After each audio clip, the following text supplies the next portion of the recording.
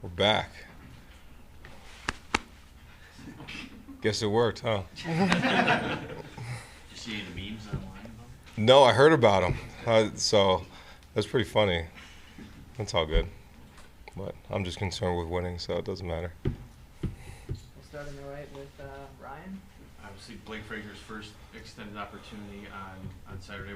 Can you kind of detail his progression to get to this point? Yeah, really proud of him. Really proud of the player he's become, and having those extra O-lineman reps are huge. We've really done that the past years of getting young guys time to play, or getting another guy that we feel that could be a starter or a guy that's going to play extra reps. So you've seen the progression. Obviously, gained the weight. I think he came in at like 255 or something like that, 245, and about 300 now. So having a guy like that ready to go was huge, and played well.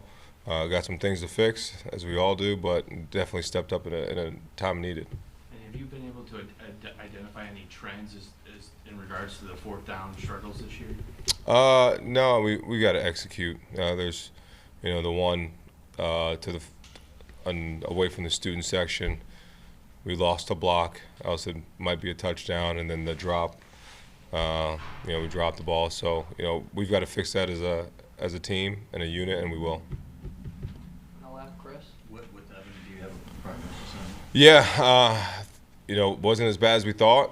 I think we'll have him back sooner than later. So we'll see. We'll just take it week by week. And then what's the where are the backup tackles at this point then? Yeah, so Blake will start, and then Brady Norton will also play some tackle as well. He's played that before in his career, so we always had that plan, and we'll move guys around accordingly. On the right here, Aaron.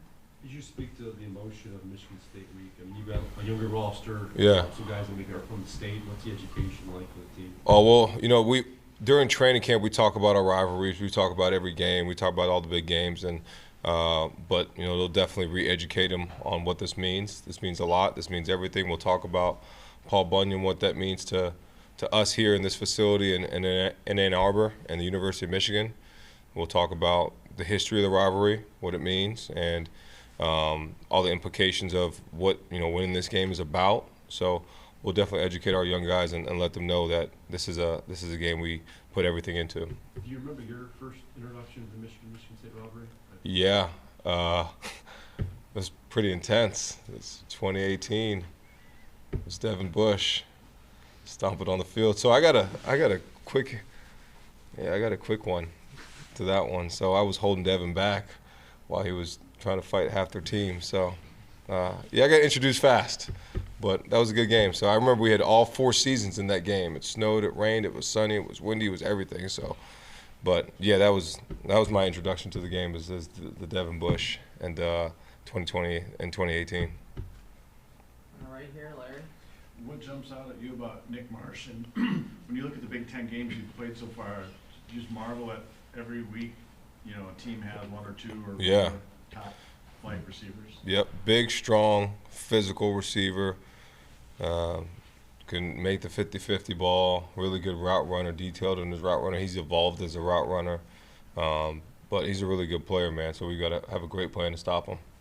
And then does it seem like every week it's like that in the Big Ten? Oh yeah, I mean that's just the Big Ten. I think every week you got great players on both sides of the ball, so there's never a break of you're going to get this weekend you can take a breath. If you decide to take a breath, you're going to lose, or you're going to be in a bad mindset. So every week you got to prepare for the best. On the left, Isaiah. You guys who have played in this rivalry have always talked about how physical it is, and Mhm. also some of the extracurriculars that happen. How do you prepare younger players like Bryce for something like that? Yeah, I mean the biggest thing is that you're not going to win the game talking. You're not going to win the game with all the extra stuff. So conscious effort on just attacking what we need to attack to win the football game. The fans, the crowd, their players talking, people talk, that doesn't matter. So we have to worry about executing and putting in the work to go win the game. That's it. Don't worry about all the other stuff that can harp you from, exerting energy on things you don't need to exert on. All the way in the back right, Andrew.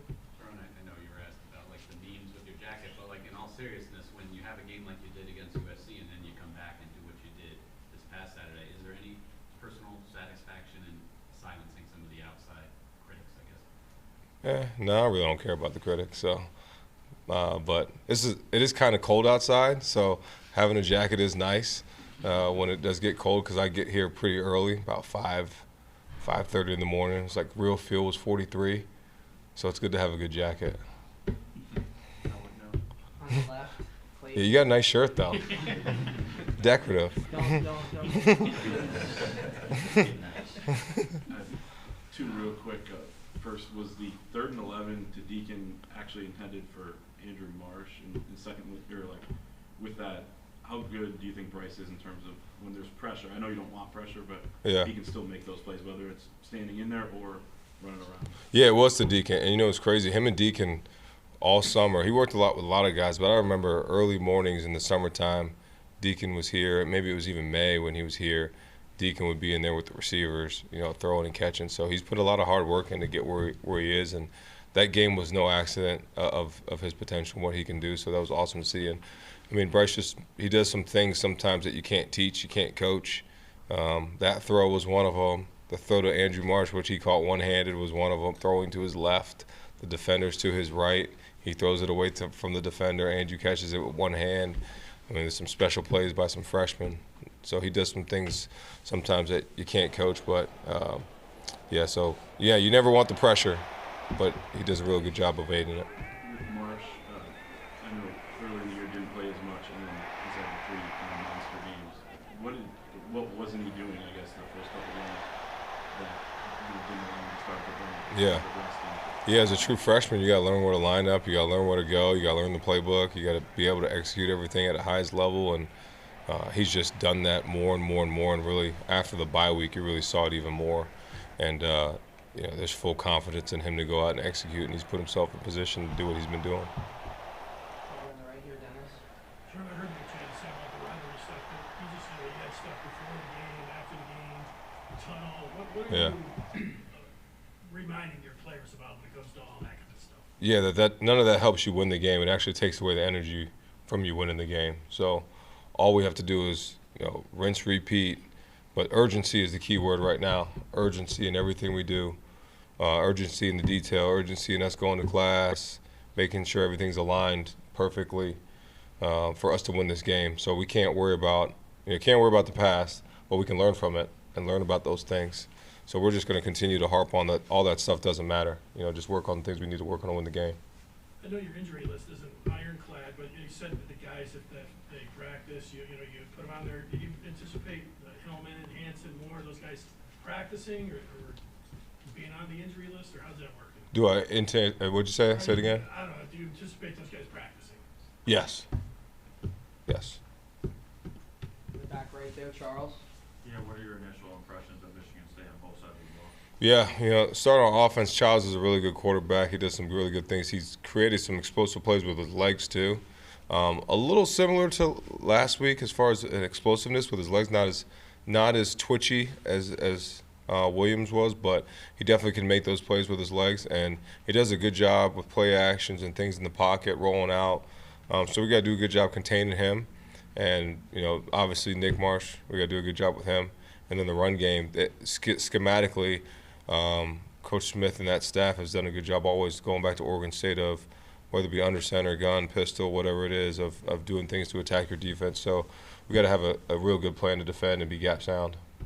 And defensively? Defensively, been against this coordinator. He was at Minnesota in 23, and obviously last year and this year. So base 4-down defense. They want to start in quarters. They'll roll to 3. They'll play in a little bit more cover 1 now. So we got to do a good job of schematically, attacking those coverages and the front structures. Over on the left, Anthony. Sherrone, with the amount of freshmen and redshirt freshmen that you guys have, affecting games right now, how exciting is that for you guys? Not just for the rest of this year, but maybe what it could set up in the equity for the next few years. Yeah, I mean it's fun. You bring in high quality players, you bring in high quality kids, and you give them the opportunity, and if they're one of the better ones, it allows them to play. And these kids are getting those opportunities. They're taking advantage of the opportunities, but we can't. I was thinking about that the other day. I think we're the youngest team in Big Ten, but it doesn't really matter. We have to attack now. We can't worry about next year or next week. We got to worry about today. So everything we can do to help these players be the best version today, that's all we're going to do. Over here on the right, Tony. Yeah. Michigan State's lost 4 in a row coming into this, and it's different. But last year, you guys didn't have the season that you wanted leading into that Ohio State game. I wonder how much can a rivalry sort of get a team to bring out their best? Oh yeah, 100%. Records don't matter. The records do not matter in this game. So you can't look at the past and say, oh, they're going to do that. No, we're going to get everything they got. We're going to get their best. They're going to get our best. So it'll be a great game, be a physical game, be a great atmosphere. So that's all we can worry about. And then the word respect is thrown a lot around with especially the Ohio State rivalry. Mm-hmm. Do you feel that one with this rivalry too? It's not talked about as much. Yeah, I mean, I respect them. Respect the coaching staff. Respect their players. Fear nobody, but respect them all. So, yeah, I respect them. Over on the left, Zach. You guys limited Demond as a runner a lot this past weekend. Where do you think the defense has grown in that regard? And then, obviously, you spoke on it a little bit, but Childs can also make plays.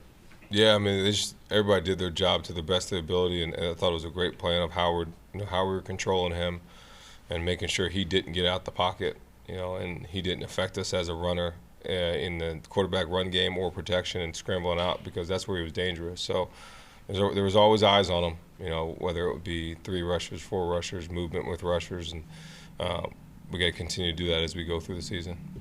Do you view Childs as someone you also always need to have eyes on? Oh yeah, for sure, because he's got that ability too. In the back there, Angelique. Sherrone, what has distinguished Derek Moore's play? He looked like a pretty exceptional game on Saturday. Yeah, he played outstanding. I mean, you just get better and better, and the opportunities don't always find you, just because sometimes they slide to you, you're moved around, you're almost at the play and you don't make it, or the blocks, whatever the scheme that week. Run scheme is not allowing you to make the plays, or the protections, they're sliding to you. So he made the plays when they're to be had, and he really practiced like that too. And as far as this rivalry, a lot of observers, fans think it's become toxic. How would you describe it? Yeah, I mean, I can't worry about what everybody else says. So it's a respected rivalry. We respect them, and we got to go out and go win the game. Over on the left, Chris. With a young quarterback, with Bryce, at what point do you allow him to go to the line and maybe have an opportunity to change a play and audible on his own? Yeah, I mean, he's kind of done that throughout the games. He's done some stuff like that, but there's just a perimeter that you always give people. Even with JJ, we did the same thing. He didn't just change plays all of a sudden. So there's checks within plays that we give him, and then there's things we look at, to change the play. So I think that'll just come as we go. And that'll increase as he goes on? Yeah. Okay. And then there was a spot on Saturday. What goes into a challenge of a spot? I don't know if you saw it on review. Oh, yeah, I tried to challenge it. They didn't let me. Really? Oh, yeah. What'd you do? Were you trying to call timeout, or what'd you say? Just tried to challenge the spot. But sometimes when you're told by the refs you can't challenge it, don't challenge it. So. What was the reason? Whoa, Angelique. They can't get into that. It's not my avenue. So I just worry about the game. That's it. You two are both being fined. Can I ask real quick about Sean Benny? Yeah. Is he doing okay? Yeah, he's doing okay. I think we'll look to see if he can practice this week and see where that goes. But we'll know in the middle week where he is. We'll worry about your fines later. Yeah. John, on the left. Little follow-up on Bryce. More than halfway through the regular season, he's sitting on 2 interceptions. First, could you have pictured that, and out of a freshman quarterback? And secondly, what are the biggest factors that you think have gone into that kind of protection? Yeah, I think he respects the football. You've seen it in training camp. You saw it in the spring when he first started, that the ball was not in the defense's hands a lot, and if it was, he got pretty upset about it and never made that mistake again. So I think he does a really good job of that, but also I think Coach Lindsey does a really good job of coaching him through the fundamentals, through the coverage looks, through the progressions of what it is, and don't be afraid to run. Don't be afraid to, sometimes it is, you do need to take the sack, because that's always better. A punt's always better than throwing an interception. But always trying to make the plays when they're at hand. So I think he's done a good job of just taking care of the football and respecting the football and understanding that he's the dude that is responsible for it when it's in his hands. Over here on the right, Zach. Obviously, the linebacker room had a big game against Washington, just with those big plays. But Mm-hmm. how would you assess kind of their play-by-play, play, and how much they've grown throughout the season? I mean, they've been outstanding. Ernie, just play after play after play. I think he'll be okay too. So update on him, he'll be fine.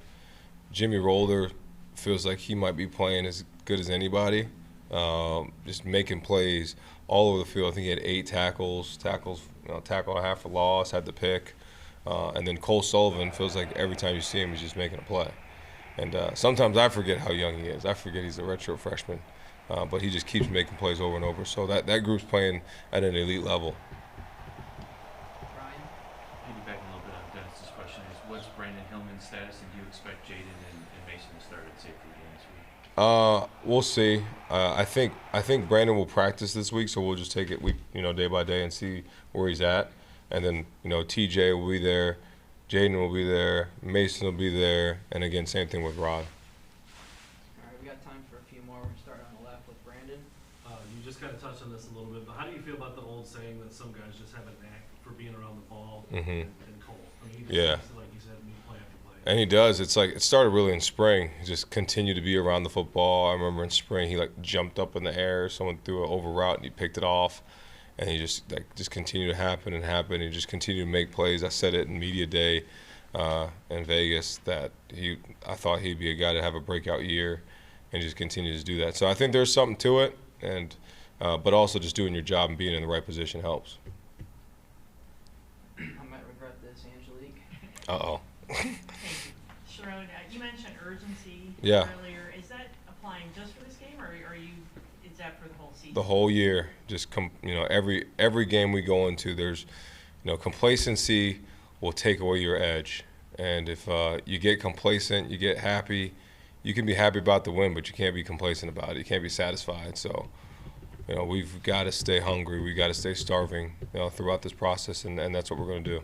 Is that something that came out of the USC game? Yeah. I mean, it's really what you want all the time, but I think it just revamped, after that game. You seeped it, because it's not to say that our players weren't urgent or had urgency, but, you go into a game like that and you have results like that, you've got to look at yourself. You got to make adjustments. You got to do things. You got to change a little bit and do some things that help you win that game. So I think the urgency that our team showed in that game will just continue to carry over as we go through the season. All right, thanks everyone. Thanks.